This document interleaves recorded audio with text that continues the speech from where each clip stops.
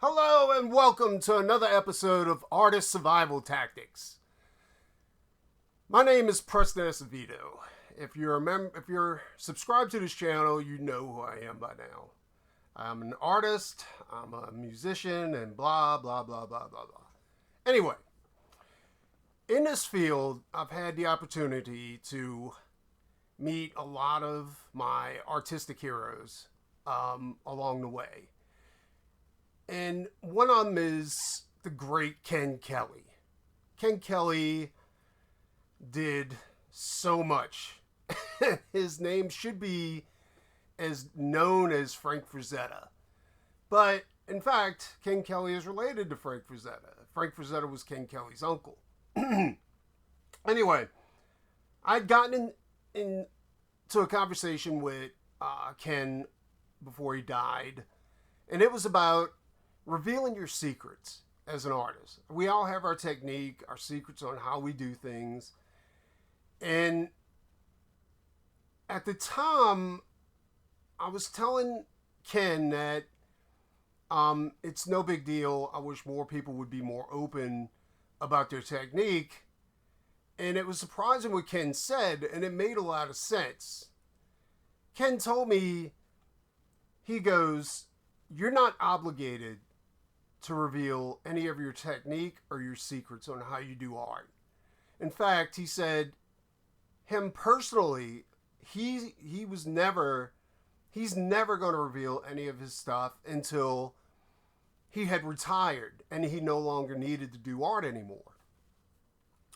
And after thinking about it, I was like, Ken's right. Why show people your hand before you're done playing the game?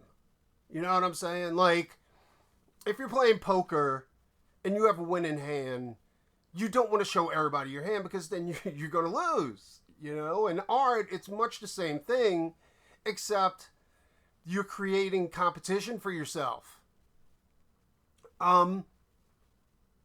So I've decided to reveal one of my secrets. And as you can see, I'm doing a commission right here. It's a commission piece merging the two heroines from heavy metal, Fact 2 and Tarna. I took elements from both of the movies and added them into the piece. Now, I want you to notice those pink lines on there. What I do is I do a very rough sketch, a wireframe sketch, and scan it into the computer and go ahead and print it out at 11 by 17, and then do some detailed pencil work with a very hard lead, and then come over it with a very dark lead, creating a very clean piece that is good for for publication. This may be one of the only secrets I reveal along the way, at least for the moment. But to be honest, even I stole this from somebody else. I took it from Rob Liefeld. Except back in the day, Rob didn't have a computer that he was scanning everything into. He had a copying machine. It's you shouldn't have to reveal your secrets, and you shouldn't be guilted into doing it.